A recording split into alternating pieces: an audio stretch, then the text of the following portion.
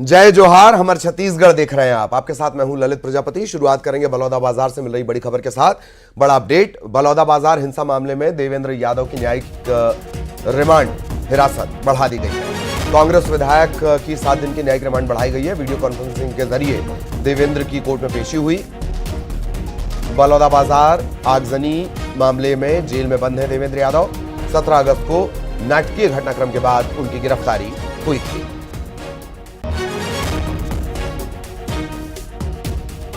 सात दिन की रिमांड बढ़ी है। जेल में न्यूज़पेपर की सुविधा मिलेगी। कांग्रेस नेता उनसे मिलने भी गए थे। इसके बाद भूपेश बघेल बोले कि न अपराध बता रहे, न एफआईआर की कॉपी दी जा रही है। चरणदास महंत ने कहा इसके खिलाफ सड़क पर उतरेगी कांग्रेस। देवेंद्र यादव ने दुर्ग भिलाई का रीजनल पेपर और रोजाना वकील से मुलाकात या वीडियो कॉन्फ्रेंसिंग की मांग की थी। इसे भी जज ने मंजूर कर लिया है। 17 अगस्त को ये पूरी गिरफ्तारी।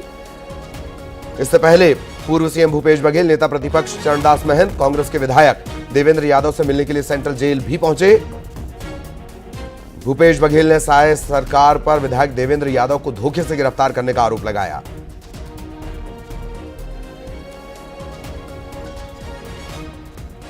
कांग्रेस का यह भी कहना है कि जितने भी नोटिस देवेंद्र यादव को दिए गए थे, पुलिस ने कहा कि उन्हें 3 नोटिस पहले दिए गए थे, चौथा 17 अगस्त को देने गई थी पुलिस। वो सिर्फ गवाही देने के थे। गिरफ्तारी कैसे हुई ये समझ से परे है।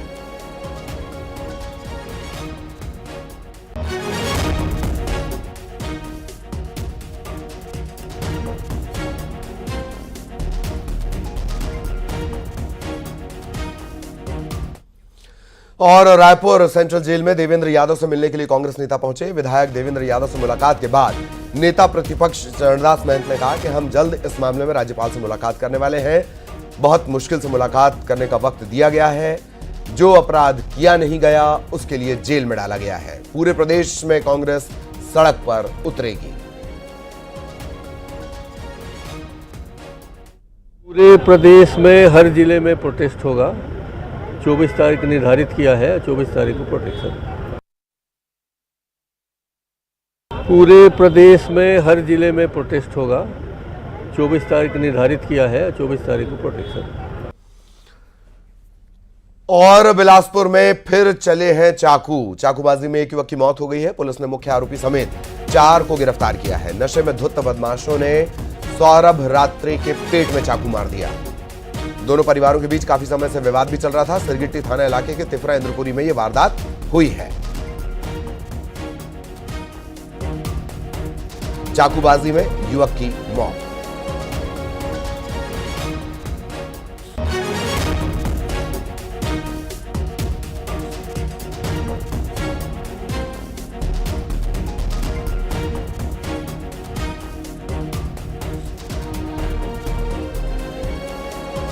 बिलासपुर का यह मामला है। बिलासपुर के सिरगिट्टी थाना इलाके के तिफरा इंद्रपुरी में यह वारदात हुई है।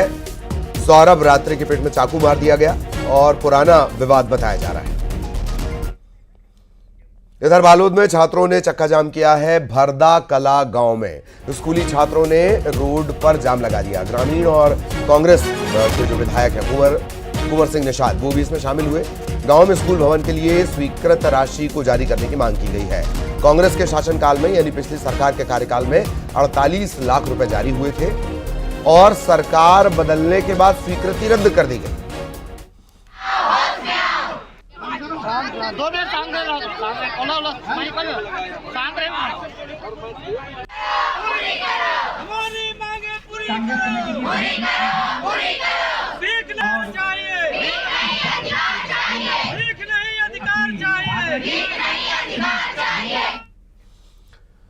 इधर छत्तीसगढ़ शराब घोटाले में सभी आरोपियों की जो याचिकाएं हैं उन्हें हाईकोर्ट ने खारिज कर दिया है। डिवीजन बेंच ने फैसला सुनाया है। इसमें पूर्व आईएएस अनिल टुटेजा, अरुणपति त्रिपाठी, अनवर ढेबर, विधु गुप्ता, उनके अलावा भी जो आरोपी बनाए गए हैं उनकी मुश्किलें अब बढ़ गई हैं। सभी ने एसीबी और ईओडब्ल्यू के एफआईआर को चुनौती दी थी। एफआईआर रद्द करने की मांग की गई थी। अदालत ने खारिज कर दिया।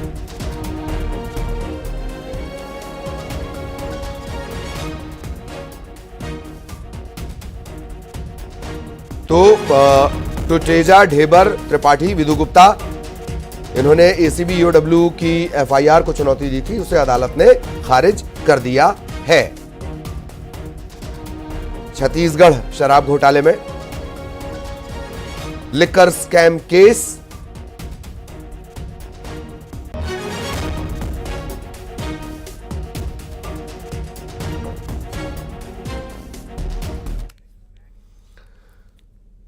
इधर प्रदेश कांग्रेस अध्यक्ष दीपक बैज ने एनएमडीसी प्लांट के निजीकरण का मुद्दा एक बार फिर उठाया।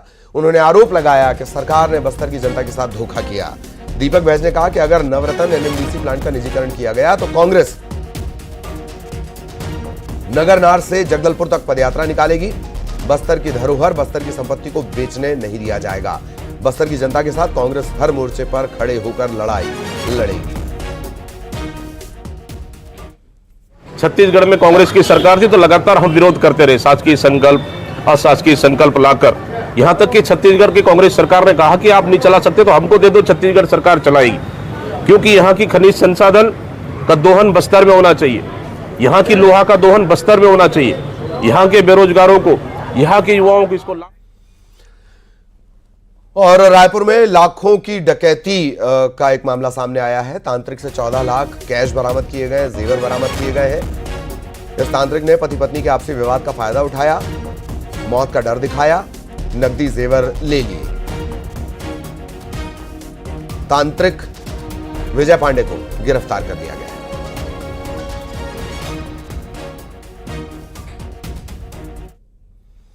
अगला मामला रायपुर से, जहां बच्चे पर एसिड अटैक की रिपोर्ट झूठी निकली। दरअसल गैस चूल्हा जलाते हुए नाबालिग जल गया था। माता पिता की फिटकार के डर से बचने के लिए एक झूठी कहानी गढ़ी गई। छोटे भाई के साथ मिलकर एसिड अटैक की कहानी बनाई गई, लेकिन घायल जो छोटा भाई है उससे जब पूछताछ की गई तब ये राज खुलकर बाहर आया। डीडी नगर थाना इलाके का यह मामला है।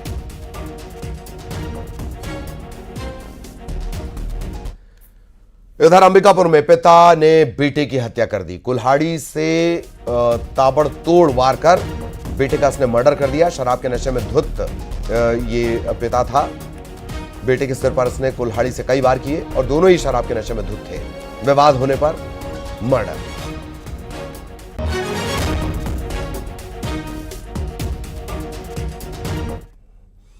इधर चिरमिरी में 3 गाड़ियों में लदा राशन का चावल बरामद हुआ है। राशन की दुकान का ये चावल और चना भी है। पुलिस, तहसीलदार, खाद्य विभाग के अधिकारी मौके पर मौजूद रहे। चिरमिरी नगर निगम इलाके के डोमन हिल नेहरू कॉलोनी का पूरा मामला।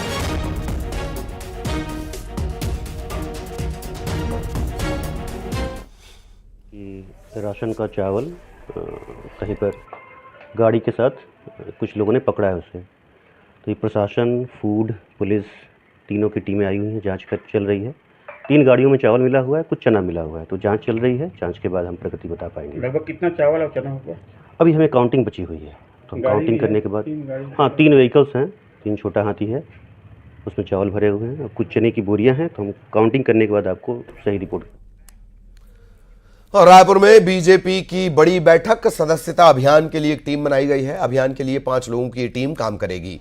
22 से 24 अगस्त तक सदस्यता अभियान चलेगा। 26 से 28 तक मंडल स्तर पर कार्यशाला होगी। एक महत्वपूर्ण बैठक में यह फैसला हुआ है।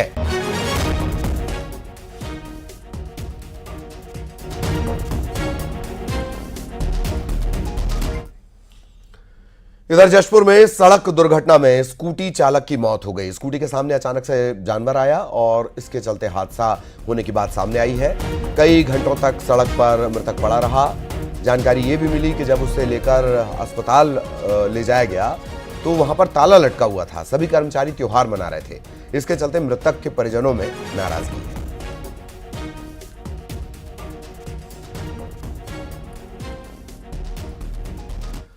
और इधर बलौदाबाजार में न्यूज 18 की खबर का बड़ा असर हुआ है। खंडित मूर्ति की जगह पर दूसरी मूर्ति की स्थापना होगी।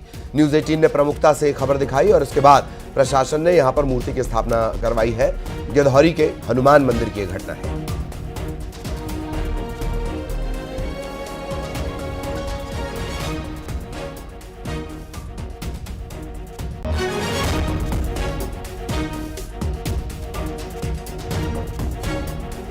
मूर्ति तोड़ देने के मामले में न्यूज 18 की खबर का बड़ा असर।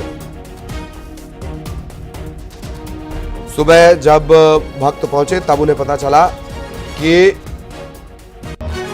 मूर्ति तोड़ दी गई है। बलौदाबाजार का ये पूरा मामला है। याद कीजिए, इससे पहले बलौदाबाजार इसी तरह के मामलों में झुलस चुका है। अब यहां पर प्रशासन ने मंदिर की मूर्ति की स्थापना करवा दी है। योगेश हमारे साथ जुड़े हुए हैं। योगेश, पूरी जानकारी, खबर का बड़ा असर।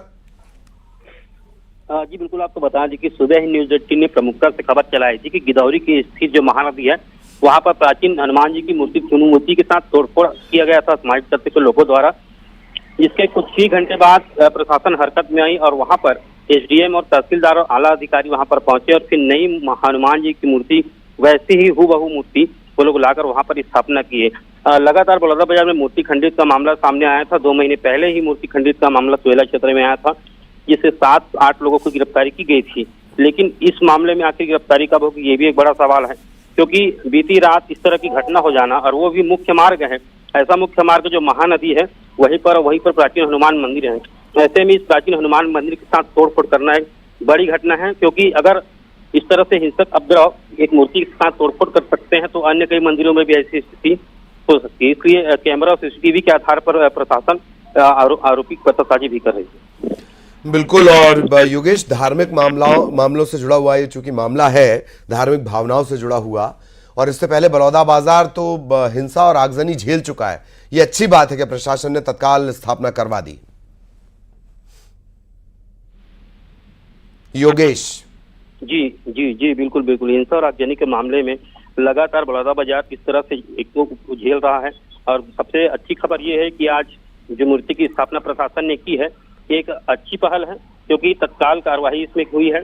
मूर्ति जो खंडित हो चुकी थी उसमें आला अधिकारी, एसडीएम, तहसीलदार हम सबसे बातचीत कर रहे थे। फिर आला अधिकारी ने हमसे बातचीत की और वीडियो जारी कर बताया कि हमने इस पर मूर्ति की स्थापना कर दी है। कहीं ना कहीं ये भी जारी करता है कि प्रशासन किस तरह से इसको लेकर एक अच्छी पहल की है, ताकि लोगों के बीच जागरूकता और मानवता बनी रहे। चलिए, धन्यवाद आपका इस तमाम जानकारी के लिए।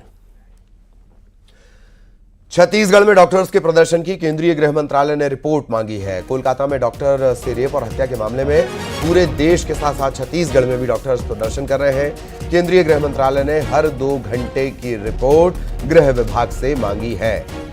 न सिर्फ छत्तीसगढ़ बल्कि सभी राज्यों को निर्देश दिए गए हैं। गृह विभाग अब भी अलर्ट मोड पर है।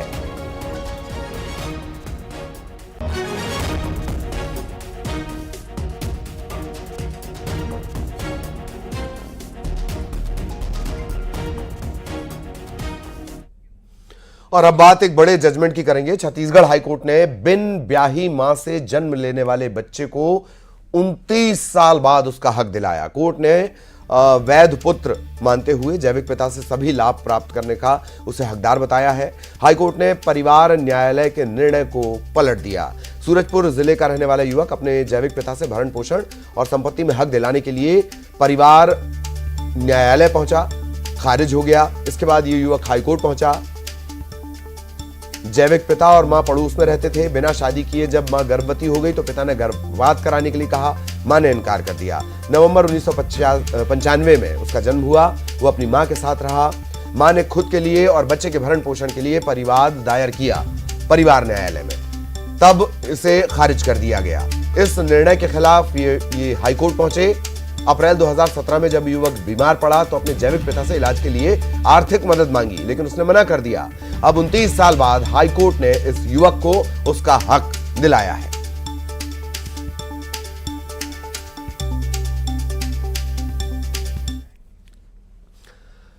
और अब बलौदाबाजार से बड़ी खबर। तेज रफ्तार कार पलट गई। परसा पाली कान्हा ढाबे के पास यह हादसा हुआ। कार में दंपत्ति और बच्चा सवार थे।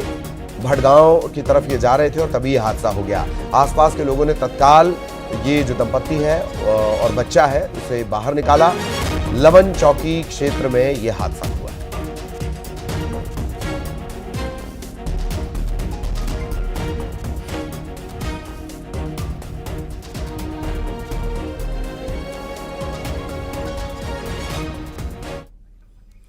एक और खबर, वो भी बलौदाबाजार से ही। सीमेंट प्लांट में बड़ा हादसा हुआ है। मजदूर की मौके पर मौत हो गई है। प्रबंधन की लापरवाही के चलते यह हादसा हुआ है। मजदूर पर भारी वस्तु गिरने की बात सामने आई है। मजदूर ने जो हेलमेट पहना था वो चकनाचूर हो गया। कोतवाली पुलिस पड़ताल कर रही है।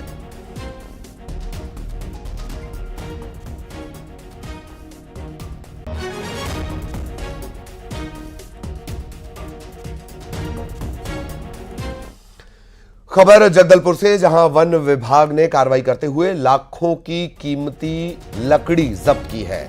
घर में अवैध तरीके से ये कीमती लकड़ी रखी गई थी। आरोपी के खिलाफ केस दर्ज किया गया है। बहमनी पंचायत का ये पूरा मामला है।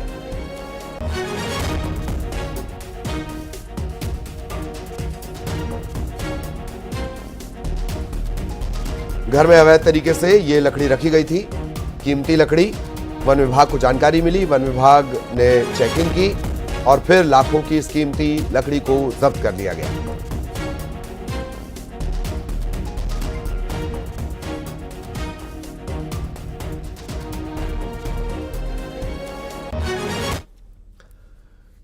इधर बलरामपुर में आकाशीय बिजली की चपेट में आने से बच्चे की मौत हो गई है। 10 साल का ये बच्चा है। जंगल में लकड़ी बीनने के लिए अपने साथियों के साथ ये बच्चा गया था। बारिश के चलते ही पेड़ के नीचे खड़ा हुआ था। राजपुर थाना क्षेत्र के नरसिंहपुर गांव का ये पूरा मामला है।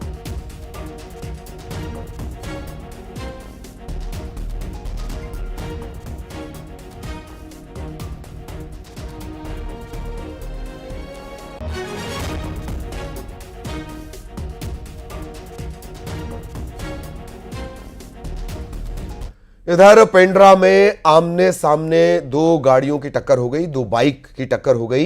एक की इसमें मौत हो गई है, एक गंभीर रूप से घायल है। पेंड्रा बस्ती बगरा मेन रोड पर यह हादसा हुआ है। सड़क दुर्घटना में एक शख्स की मौत हो गई, जबकि एक की हालत गंभीर बनी हुई है।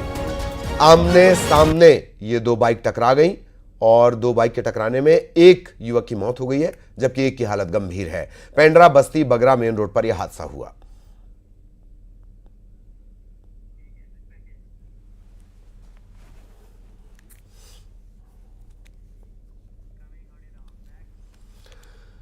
महाराष्ट्र के कोल्हापुर में एक महिला ने बहादुरी दिखाते हुए अपने बेटे की जान बचा ली। दरअसल कुछ लोग अचानक इस महिला के बेटे पर हमला करने आते हैं और इसके बाद ये महिला खुद इन बदमाशों से भिड़ जाती है।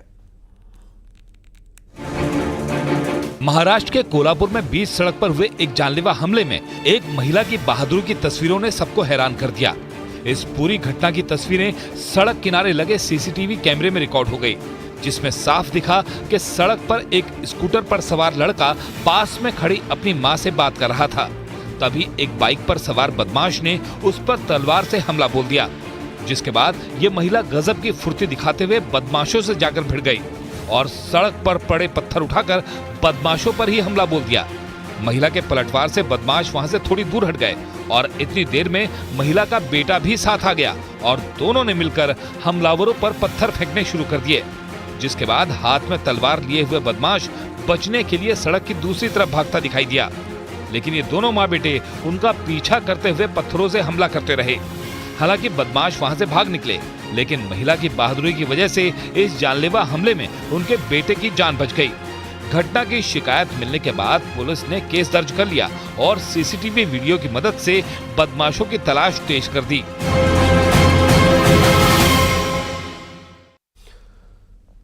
इधर मुंगेली में चाकूबाजी का आरोपी गिरफ्तार कर लिया गया है। फरार आरोपी योगेश साहू, ढाबे में पूरा ये विवाद हुआ था और अब फरार आरोपी योगेश साहू गिरफ्तार कर लिया गया है। आरोपी ने चाकू से जानलेवा हमला कर दिया, गिरफ्तारी हुई।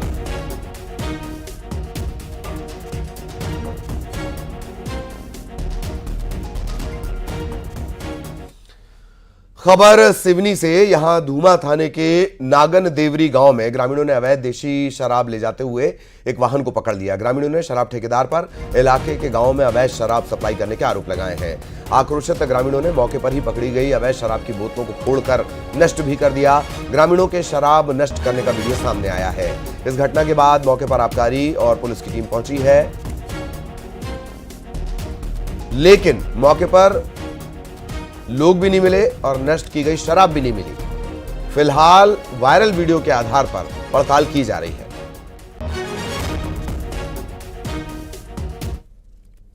वायरल वीडियो की सूचना मिली थी मुझे। वैसे बताया जा रहा था कि थाना धूमा अंतर्गत एक नागन देवरी गांव है, के जाने वाले रास्ते पे वीडियो है। तो सर्वप्रथम हमने थाना प्रभारी को मौके पर भेजा था तस्दीक करने के लिए, और चूंकि ऐसा बताया गया था कि शराब की कुछ बोतलें हैं उसको फोड़ रहे हैं लोग सड़क पे, तो हमने आबकारी विभाग को भी सूचना दी थी। तो दोनों जो विभाग हैं संयुक्त रूप से मौके पर पहुंचे और तलाश की गई कि इस तरीके की कुछ बातें पता चली, लेकिन चूंकि बारिश भी हो रही है और इस प्रकार की कहीं भी कोई या अवशेष या जो भी बोतलें कहना चाहिए वहां पे बरामद नहीं हो पाई है, और अभी तक इस घटना की किसी ने भी शिकायत।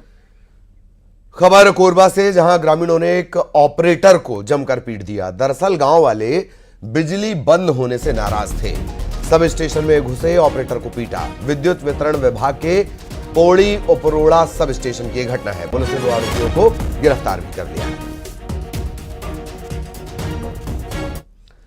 खबर विदिशा से, जहां जमीन विवाद में खूनी संघर्ष देखने को मिला। एक चाचा ने अपने भतीजे को मौत के घाट उतार दिया। बताया जा रहा है कि पिछले कई दिनों से दोनों के बीच जमीन को लेकर विवाद चल रहा था। इसके बाद चाचा ने अपने साथियों के साथ मिलकर भतीजे को पीट कर मार डाला। जैसे ही परिजनों को जानकारी लगी, वे मौके पर पहुंचे। युवक को लेकर वे अस्पताल पहुंचे, लेकिन डॉक्टर्स ने उसे मृत घोषित कर दिया। परिजनों की शिकायत पर पुलिस ने चाचा समेत 4 को गिरफ्तार किया है।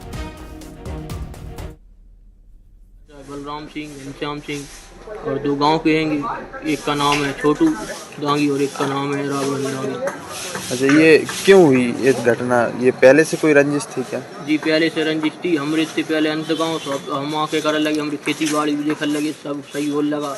इसलिए उनको बढ़ियापन लग रहा है, दलापन के लिए तो सब सही सुखी हो ही गए होंगे, और इसलिए परेशान कर रहे थे। पारिवारिक विवाद।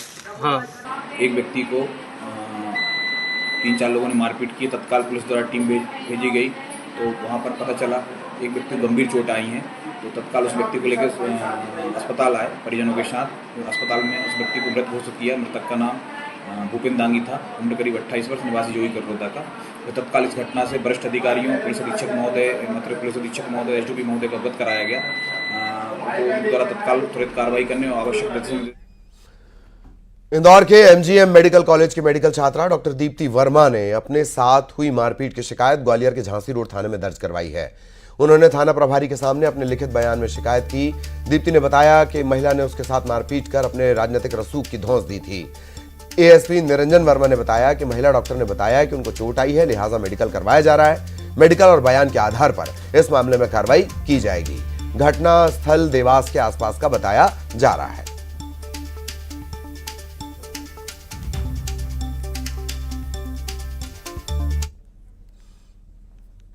और अब